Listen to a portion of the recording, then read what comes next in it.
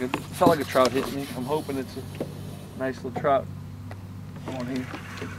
But I'll tell y'all, yeah, it's a little trout. He's not as big. I got him kind of hooked sideways, but nice trout. But I'll tell y'all right now, if y'all gonna come out and fish my area or fish any area along the Gulf Coast, right now in the spring, we're fishing these flats with all the oysters. You want to find those little oyster areas that the oysters are clumped up and fish baits like this. I mean, it's a prime example. Nice trout, but this corky right here, made by Browns, it's deadly on these speckled trout. I mean, it really is. And today we got a little bit darker water, so we went with a little bit darker bait, being a purple. But these trout right here, what they're doing is, these are females sitting up on these oysters. They're warming up because the weather got a little chilly on us. But the other thing is that it's a great spot for them to ambush. This bait just kind of twitching along, seeing what's happening. Bam, they're hitting it. Solid, I don't know, two pound fish, something like that. Really nice fish, actually. Good one on that corky. That's a good bait.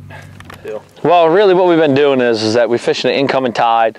Today our tide's a little bit low, but what we've been doing is fishing an incoming tide that we always get during this time of year, during the day. And what we're doing is we've been fishing the flooded grass. The trout have been getting right up against the bank because we have a lot of oysters on these banks compared to a lot of places that, you know, don't have it like it is here, you know. We actually call this spot the Shell Cove because there's so many shells in here, and it's just really loaded up with them. And what we're doing is we're fishing top waters over these shells, and what we're doing is we're trying to you know, call these fish up. But one of the main things is that, like right here behind us, you can see this current line. You can see it slick in the water. It's going around.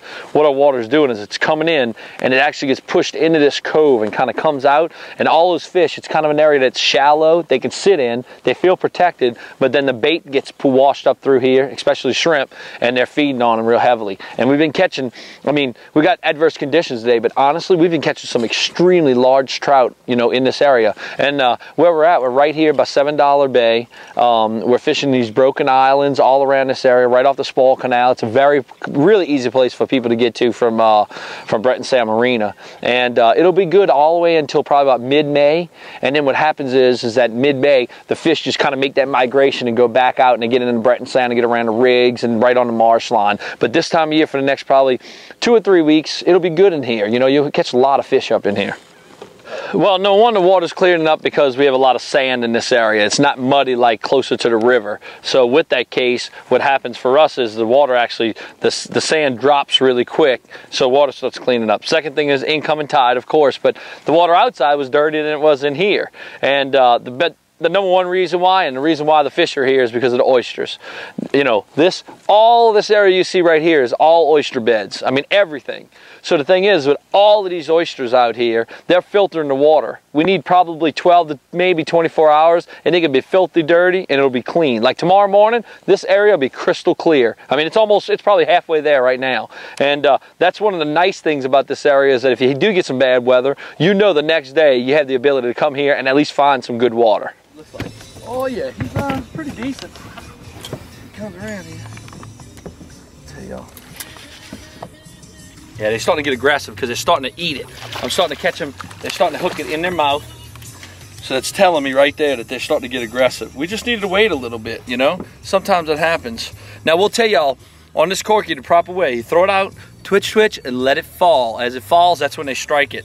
And that's exactly what I was doing. I was trying to work it a little quicker early this morning, trying to get like kind of a topwater bite on this corky, but it wasn't happening. As soon as I started letting it fall, I've caught 4 in just last 4 or 5 casts.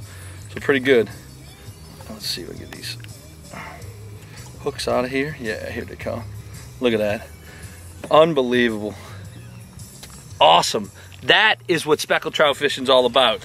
You got to get excited when you're catching them on baits like this. Instead of throwing out, I love to throw a lot of bait, don't get me wrong, but there's nothing better. Throwing out a corky or mirror lure, you know, hard bait, throwing it out, catching a nice stiff fish like this.